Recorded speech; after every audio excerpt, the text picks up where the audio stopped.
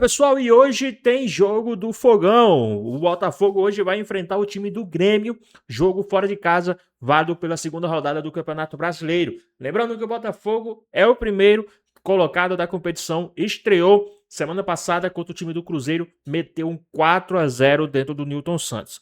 Ficou interessado? Quer saber as últimas informações, tudo que a galera está falando a respeito do Fogão, das informações do time do Botafogo, né? Todos os reajustes, algo bem interessante a favor do time do Botafogo, as últimas informações e muito mais. Então assista esse vídeo até o final. Mas antes peço que vocês comentem aqui embaixo a cidade e o estado de onde vocês estão falando, que é muito importante para nós sabermos de onde é a nossa audiência.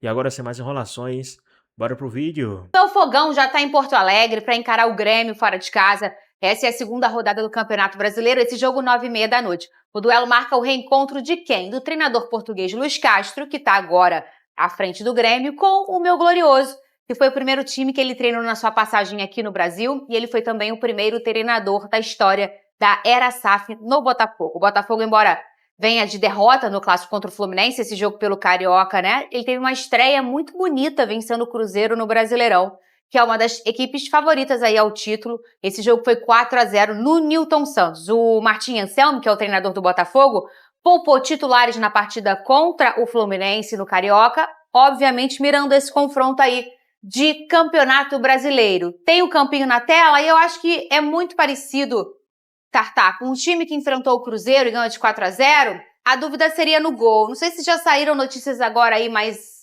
perto do programa, porque eu não tava lendo notícia, que eu tava fofocando com o Tartá lá no camarim, né? Uma risada? Mas não é? Tu tava ouvindo do teu camarim? Do outro camarim eu tava ouvindo. Tava bom o papo, a gente tava rindo muito. A gente trabalha com alegria. Neto ou Léo Link? Essa ainda é a dúvida do Martinho, o resto é o time que enfrentou o Cruzeiro, um time bem poderoso, hein, Tartá? O negócio é quando começa a trocar, porque a gente tá com um elenco bem enxuto pelo problema do transfer ban do Botafogo. Mas o time do Botafogo é bem potente, você concorda comigo? Concordo, é um time potente, é um time que, principalmente na fase ofensiva, tem muita qualidade, né? Tanto por um lado, Montoro, Santi Rodrigues, tem o Danilo sempre chegando de trás, então assim, o Alan que faz essa proteção ali na frente da zaga, tem essa questão dos três zagueiros, com o Alex Telles se lançando um pouco mais ao ataque, Vitinho pelo outro lado. Olha, o time do Botafogo é um time muito bom mesmo. Se a gente for olhar as peças, Vene, Vitinho, Barbosa e Alex e o Alan são 4 jogadores que ficaram ainda desse potente Botafogo de 2024. Sim. Os 3 foram titulares, o Alan ele era reserva, mas um jogador com muito histórico, belíssimo, uma carreira belíssima. Era uma espécie de 12º jogador. Muito potente, né? É um jogador muito potente. A gente tem o Danilo, que é um cara que tem espaço hoje em qualquer clube do Brasil, sem medo de errar, na posição que ele joga, um garoto que já começou o ano de forma avassaladora, e o Montoro, que é o meu menino de 18 anos, que quando toma chuva no jogo, troca pra trocar de roupa para não ficar gripado, que a gente manda ele lá trocar. E isso é verdade, tá? Um garoto com muito poder. Muita gente diz que ele é até melhor que o Thiago Almada, e ele realmente tem algumas características mais potentes que o Almada, mas o Almada mais experiente talvez traz uma coisa mais... Mas os números dele são melhores que o do Almada, tirando os títulos, é claro. Santi Rodrigues, um cara que já aconteceu na última temporada, muito poderoso. O Newton é um garoto que fez um ano muito bonito, talvez foi a boa notícia do Botafogo no ano passado. O Matheus também é um garoto que sobra de 2024, assim como o Alan. E o Neto, ele é a grande expectativa do torcedor do Botafogo. Eu já vou falar do Arthur Cabral. Ele é a grande expectativa do torcedor do Botafogo. Ele chega no ano passado, com o currículo que tem, um jogador poderosíssimo, com muita experiência, e acabou entregando menos do que se esperava dele e se machucou. Mas tratou todas as suas férias, abriu mão das férias para ele se tratar, e volta querendo pegar essa vaga, Vene Casagrande. Bom, hoje eu acho que o Neto ele vai ser titular no gol por conta da experiência. Acredito eu que o treinador irá dar essa chance para ele por conta da experiência. E assim, o Léo Link ele deu conta do recado. Acho que essa é a grande boa notícia na ausência do Neto. Sobre o time do Botafogo, eu tô com o Tartá, concordo plenamente com o que ele disse. Cara, é um time muito bom, é um time muito qualificado. Tenho gostado bastante do início de temporada do Danilo, que na minha concepção, dos jogos que eu vi, e foram muitos jogos, ele foi o melhor jogador da primeira primeira rodada do Campeonato Brasileiro, fez uma grande partida contra o Cruzeiro. O Santi Rodrigues também fez um bom início, está fazendo um bom início de temporada. Os demais jogadores que você mencionou aí, enfim, é chover no molhado. São jogadores que a gente vive elogiando. Agora, em relação ao Arthur Cabral, acho que ele ainda tem crescimento. Eu acho que é um jogador que pode entregar mais do que vem entregando. E quando a gente fala isso, é porque a gente sabe do potencial dele. A gente não está fazendo uma crítica aqui para, entre aspas, desmerecer o atleta. Não. É pelo que ele já apresentou em outras equipes. Então, acho que ele pode evoluir mais e ajudar mais ainda a equipe do Botafogo. Dito isso, Fernandinha, eu acho que o Botafogo tem totais condições de vencer o Grêmio, mesmo atuando fora de casa. A minha expectativa, Tartá, como botafoguense, é que o Arthur Cabral trilhe os passos de Rafael Marques. Opa! Rafael Marques chegou no Botafogo e... Não, era quase gol, não fazia gol. É da tua época, né? Muita insistência do treinador Oswaldo de Oliveira. E depois de muito tempo, o Oswaldo deixando e a gente fazendo aquelas palavras feias. O Rafael desencantou, fez gol de título, se transformou num cara com uma... E aí, pessoal? Estão satisfeitos com essa escalação aí do time do Fogão? Vocês acham que essa é a escalação certa do time do Botafogo para essa partida fora de casa? Qual a sua opinião? Deixa aqui nos comentários, hein? Vamos voltar aqui pro nosso vídeo. Identificação fortíssima com o botafoguense. E é um super cara, né? Um super atleta. Sim. Eu adoro o Rafael, um beijo pra ele. E o Arthur tá por aí. Ele não chegou ontem no Botafogo. Já tem meia temporada que ele tá. Ele chega depois da Copa do Mundo de Clubes. E ano passado ele não aconteceu, né? E esse ano tem poucos jogos, mas ele continua ainda mostrando o mesmo futebol que ele apresentou no ano passado. Então o torcedor fica debruçado nessa história do Rafael, porque às vezes tem que ter um pouquinho mais de paciência com alguns jogadores para as coisas se equalizarem. Porque o que a gente tem de entendimento do Arthur e da carreira dele, Tartá, é que ele é um jogador muito poderoso no ataque, né? Exato, o Arthur Cabral realmente acabou chegando, o jogador sabe que ele ainda não rendeu tudo aquilo que ele gostaria de render, eu tenho certeza disso, e realmente nessa equipe do Botafogo, o Arthur é um cara que tem destoado muito. Tem tido uma diferença, a gente viu uma elevação técnica dessa equipe e realmente está faltando para o Arthur realmente igualar, né, essa mesmo nível de potência, e eu acredito que agora esse 3-5-2, né, tão moderno, com tanta intensidade, ele que joga nessa referência, ele vai receber mais bola, ele vai ser mais acionado, e quem sabe, né, o jogador com confiança, começa a marcar gols em jogos grandes desse do brasileiro, hoje mais uma oportunidade que ele tem, de jogar dentro do Grêmio, fazendo gols, e com isso, né, ganhe o coração do torcedor botafoguense. Minha audiência tá subindo, sabe por quê? Por quê? Respeito glorioso. Respeito o Fogão. Toma! Tá bom? Audiência, pei. Aí, ó minha cavalaria. Cadê a minha cavalaria, ô DJ Careca? Até meus potrinhos também são bons, tá? São bons e... Tá tudo sentado no banco. Vale a pena mencionar também o Matheus Martins. Matheus Martins. Todas as vezes que entra também nas partidas, eleva o nível do grupo, não deixa cair. Então, realmente, é um cara que também tá pedindo passagem aí pra esse... Falando de gente jovem, falar de gente mais experiente, mais antiga, né? Não gosto de falar pessoa velha, não.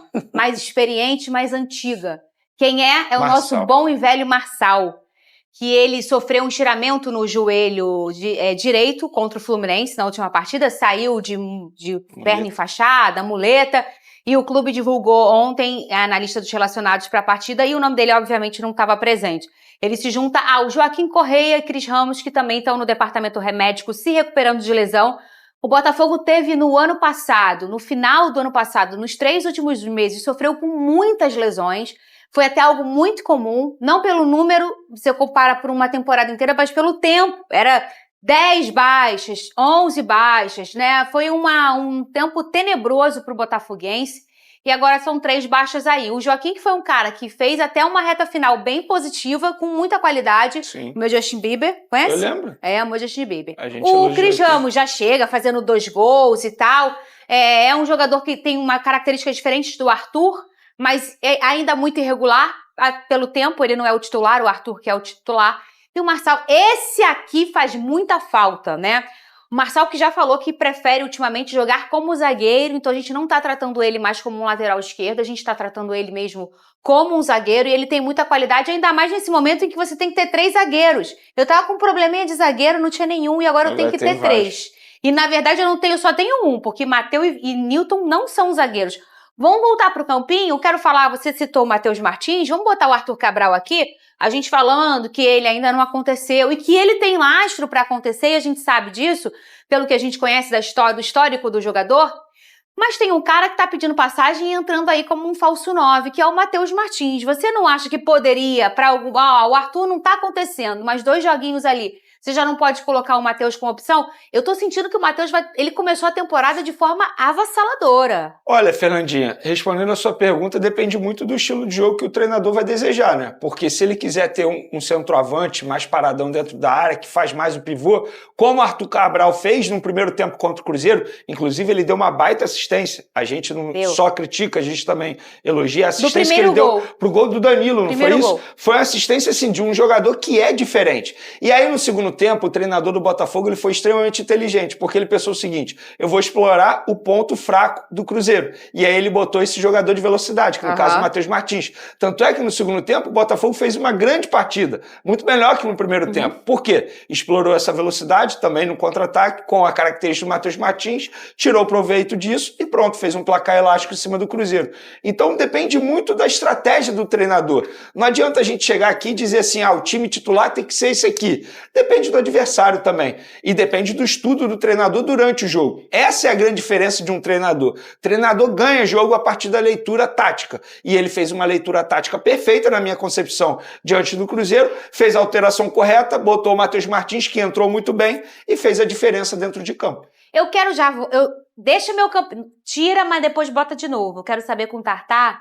Vocês estão falando da minha cavalaria. Cadê minha cavalaria, Jay Careca? Mas eu vou falar já do meu totoca da cabeça. Conhece? Eu vou falar quem é. Pessoal, vocês acham que hoje, mesmo sendo um jogo fora de casa, contra o time do Grêmio, toda a dificuldade, vocês acham que o Botafogo hoje é favorito contra o time do Grêmio? Qual a sua opinião? Deixa aqui nos comentários, hein? Vamos voltar aqui pro nosso vídeo. Cadê meu totoca da cabeça? Pode que eu vou apertar meu touch? Pode, Cris? Pode? 1 minuto, eu tenho que enrolar. Eu vou apertar aqui, que aqui é tudo touch, negócio de plim, não funciona, aqui funciona. Aqui, ó. Ó o meu totoca. Aí, ó. Acontecia muito no ano passado, ô Tartar. O Botafogo jogava até bem no primeiro tempo, no segundo tempo não muito. Hoje a gente tem uma coisa muito potente no futebol brasileiro e até mundial, que é o jogo da prancheta. A gente vê ultimamente, na última década no futebol, que a prancheta ganha jogo. O cara vai lá, mexe uma peça daqui, antigamente entrava um fora de série, bagunçava tudo, ganhava o jogo. E ainda existe isso, mas o que a gente mais vê é jogo de prancheta. E esse menino aqui ganhou do Tite no jogo contra o Cruzeiro. Você concorda comigo? Porque o primeiro tempo, acabou ali o 0-0, e o Botafogo não foi tão superior ao Cruzeiro assim. O negócio virou no segundo tempo, Tartar. Exatamente. A melhor contratação do Botafogo foi o seu treinador, né? Que chega administrando uma situação extra, né? Com a questão da diretoria e tal, blindando esse elenco. Então, ele foi muito feliz nesse papel e a gente vê um Botafogo muito compenetrado, fazendo o que o futebol moderno hoje em dia pede, que é intensidade. A gente vê um Botafogo muito intenso durante as partidas. Foi assim contra o Cruzeiro, onde ele foi muito feliz nas suas mudanças táticas, né? Tirou um volante, colocou mais um homem de frente, com toda certeza. O Tite não esperava por isso e ele realmente foi corajoso e venceu a partida de um placar de 4-0, né? Diante de um Cruzeiro poderosíssimo. Poderoso. Bota o campinho aqui, porque além do Tite, que é um super treinador, o Cruzeiro tem um time poderoso, né? O Botafogo, quando ele faz esse movimento que o Tartar falou no outro jogo, que eu anunciei lá na locução do estádio, eu disse na cabine, eu falei, cara, ele tirou o Alan e ele colocou o Martim. Era o primeiro jogo dele, no valendo, né? No Campeonato Brasileiro. A gente não sabe ainda como é o comportamento tático dele. Se um dia ele vai se desprender desses 3 zagueiros porque ele acha que precisa, ou se ele vai morrer abraçado com isso aqui, a gente não sabe, né? Aí eu falei assim, cara, tava ganhando de 1-0, um tabu de 10 anos sem ganhar o Cruzeiro. Eu falei, cara, ele vai tirar um volante, vai botar o Newton pra cá e vai jogar o Martim. Show, vai fazer isso? Aí, quando eu olhei aquele desenho tático, eu falei, não é possível, o homem é maluco mesmo. Ele deixou os 3 zagueiros, ele tirou esse volante aqui, que era o camisa 5, a cabeça de área, era o homem marcador, que o Alan tem essa força, né? E ele me bota o Danilo de 5, o Santi de 8, né? E jogou o Martim pra doideira. E 4-0. Ou seja, uma coragem, Venê, muito incomum. Não tô nem só falando dos últimos treinadores do Botafogo. Eu tô falando do que a gente vê no mercado. Essa coisa de é ganhar ou ganhar. A gente vê um comportamento assim num jogo decisivo, de mata-mata, que o jogo tá acabando e você tem que trocar, mas o Diniz faz muito isso também. Tira um zagueiro, tira todo mundo e bota todo mundo pro ataque. O Diniz tem essa característica corajosa bota também. atacante de lateral. Ele também faz isso. É isso. Só que por enquanto tá dando certo, Venê. Não, deu certo contra o Cruzeiro. A gente mencionou isso aqui. Eu acho que o treinador, acima de tudo, ele precisa ter coragem. Não adianta você ter medo de perder. Futebol você ganha botando a bola na rede. E ele entendeu, fazendo a leitura tática, como a gente mencionou aqui, que a melhor ideia para aquele momento era fazer esse tipo de substituição. E fica aqui o mérito. E outra, se não tivesse dado certo, a gente também iria elogiar a postura corajosa do treinador. Não adianta ser engenheiro de obra pronta. Durante o jogo, todo mundo falou, tá certo, beleza. Mas se tivesse sofrido gol, eu tenho certeza que ia ter gente criticando. Eu ia criticar. Claro, o torcedor vai criticar, é normal. Só que a gente aqui, na hora de analisar, e de uma maneira extremamente fria, precisa pensar que, de fato, ele fez o movimento correto. E a bola entrou. E não entrou só uma vez, entrou 4 vezes e fez um placar extremamente elástico diante de uma equipe que vai brigar pelo título do Campeonato Brasileiro. E sabe de uma coisa? Sabe quando você joga pique-bandeira? Você faz um planinho ali com teus amigos, ó, tu fica aqui, guarda caixão, eu vou lá. Todo mundo tem que estar o quê? Alinhado, senão o plano não dá certo. O que a gente tá vendo é que tá todo mundo alinhado, porque o Botafogo contra o Fluminense, tudo bem, perdeu 1-0, mas era um time totalmente reserva e o time com essa formação tática e com esse comportamento tático, um Botafogo com 3 zagueiros, um menino Cadu que parecia que estava já jogando aquela formação tática há muito tempo. Quer dizer, os jogadores do titular ao reserva, Tartar, eles abraçaram a ideia do Martim. Isso é muito importante. Isso é de suma importância. A gente vê que ele está realmente com um domínio, né, sobre esse elenco, porque isso chama-se padrão tático. Hoje a gente sabe como o Botafogo vai se comportar, independente das peças que ele escolher, e dentro desse mesmo time ele ainda consegue encontrar soluções e transformar uma partida no qual talvez ele precisasse de uma saída melhor, né, com mais qualidade, colocar um jogador de mais velocidade ainda pelo extremo, ele conseguiu encontrar ali, trazendo o Danilo de 5, trazendo o Santos Rodrigues por dentro e abrindo lá o Martins, e também colocou o Arthur também na partida, né, que também é um jogador com essas mesmas características. Então isso demonstra já que ele realmente tem um tato muito grande com esse grupo. E não trabalha no óbvio. Se a gente olhar esses dois jogadores aqui, o Matheus é muito melhor ofensivamente, o Vitinho é muito melhor defensivamente. Aí você pensa que, pô, quem vai ficar de terceiro zagueiro? Pô, o Vitinho marca muito bem, né? Ele tem muita qualidade. Quem vai ficar de lateral mesmo? O Matheus.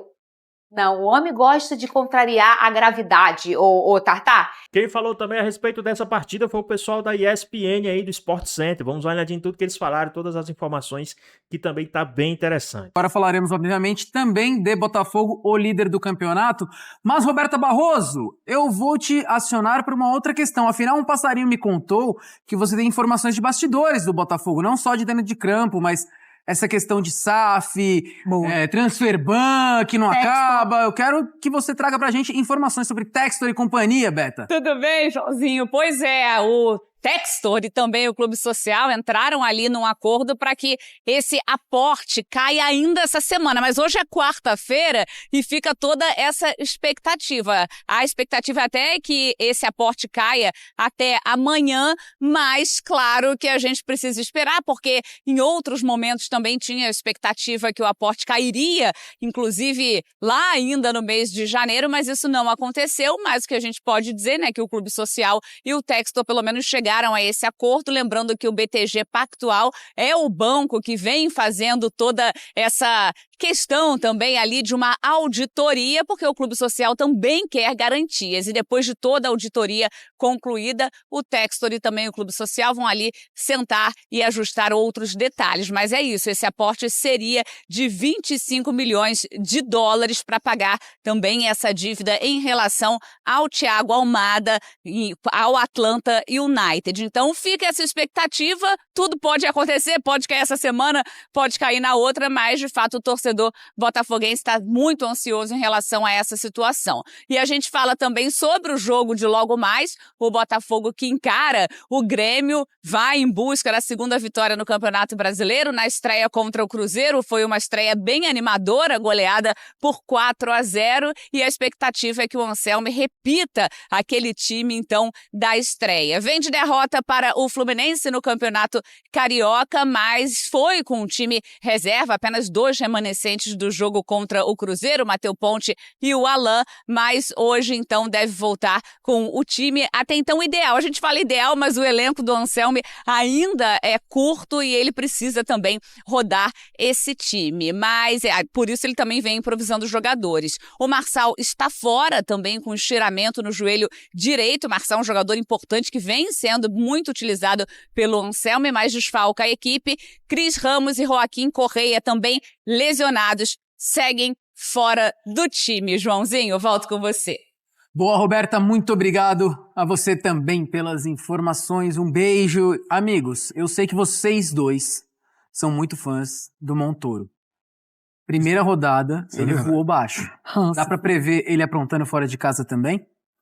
Dá pra prever, principalmente pelo lado direito do Grêmio, né? O lado direito do Grêmio ainda com algumas dúvidas, principalmente em questão do João Pedro, Marcos Rocha, a defesa do Grêmio também, né? Algumas questões ali também que, enfim, o Luiz Castro vai ter que ajeitar, além da camisa 10, né? Além do meia organizador. Acho que o resto do time do Grêmio, o Luiz Castro já mais ou menos já tem em mente como as dinâmicas dessa equipe vão funcionar, né? O TT pelo lado direito funcionando muito bem, o cara que vai pra cima, o cara driblador, mas para não ficar penso, para não ficar torto, o Amuso também precisa subir de produção pelo lado esquerdo, o Carlos Vinícius entregando desde a temporada passada como centroavante, mas o que falta realmente é esse camisa 10, esse meia. Então, acho que o Luiz Castro vai continuar testando alguns jogadores, né? Hoje tem a possibilidade do Monsalve ou o William também. Monsalve quase como um 10. O Monsalve ali atrás ali do Carlos Vinícius, ou o William sendo esse cara da ligação. Acho que esse é o principal ponto, mas tem sim. Você tá falando do Montoro, ele pode aprontar novamente pelo lado esquerdo. E agora do lado do Grêmio, o Jailson mesmo citou, Mari. Carlos Vinícius tá fedendo a gol. Tá. E a zaga do Botafogo é aquela história também, às vezes dá umas boas vaciladas. Hoje é um jogo que tá meio aberto, né? Eu acho que sim. E é cedo pra gente falar sobre avanço nos trabalhos, né? Porque são dois trabalhos que começaram agora com essa temporada.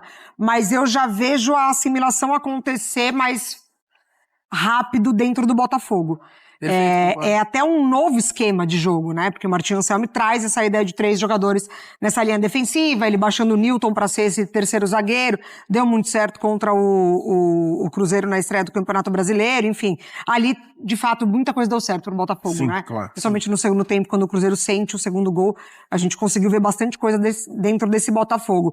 Eu acho que as falhas do Grêmio, elas se encaixam com talvez os pontos positivos do Botafogo. Mas é isso, não chega a ser nem do meio pra frente no Grêmio, né? De fato, essa última linha do ataque, que o Amuso termina bem a temporada passada, mas nessa ele ainda não começou, mas é um lado direito que pode acontecer com o TT e o Carlos Vinícius, que enfim, ali dentro da área e pequena área, ele comanda. Algo que eu quero observar hoje, só pra finalizar, Lógico. é o Carlos Vinícius no jogo físico com o Newton. Caso o Newton seja o cara que vai marcar, né? Enfim, fica o Barbosa um pouco mais aberto.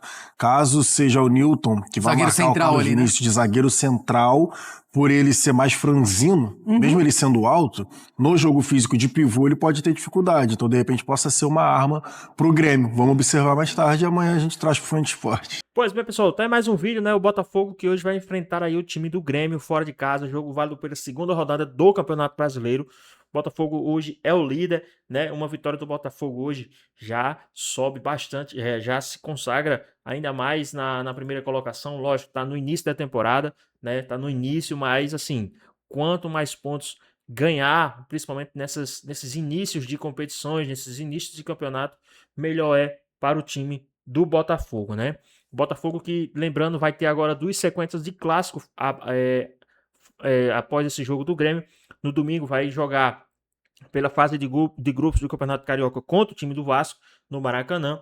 E na quinta-feira volta a campo pelo Campeonato Brasileiro, mais um clássico no Maracanã, dessa vez contra o time do Fluminense. Então, a gente sabe que a vida do Botafogo nos próximos jogos não será nada fácil, terá todas as suas dificuldades, né? O Botafogo que está tentando aí pagar esse transferban, pagar tudo que está acontecendo aí, né? Segundo as informações, Texto e Clube Social têm acordo por aporte de 150 milhões de reais para derrubar o transferban, tá? Esse acordo já faz tempo que vem falando sobre esse acordo, já faz tempo que vem falando sobre isso e até agora nada no momento foi feito, né? O Botafogo está próximo de dar fim ao transferban. Segundo o texto, o dono da SAF do Glorioso chegou a um acordo com João Paulo Magalhães, né, presidente do Clube Social do Alvinegro, por um aporte de 28,5 milhões de dólares, cerca de 150 milhões de reais, que deve acertar até quinta-feira, né? Até quinta-feira, agora dia 5 de fevereiro, tá acertado aí, segundo as informações que estão sendo trazidas aí pelo pessoal da ESPN, todo esse aporte, todo o pagamento do Transferban. Então, acredito que a partir daí, o Botafogo sim vai pagar o Transferban e aí vai começar a trazer jogadores, né, para poder ter um início de temporada, ter uma temporada bem sucedida aí, né, para o time do Glorioso. Mas e aí, o que é que vocês esperam, o que é que vocês aguardam a respeito desse Transferban, a respeito do time do Botafogo? Deixa aqui nos comentários. Então é isso, espero que vocês tenham gostado do vídeo, deixe seu like, comenta aqui embaixo, ative o sininho de notificações, se for novo aqui no canal, já se inscreva para não perder os próximos vídeos. Tamo junto, é nóis e até a próxima. Fui!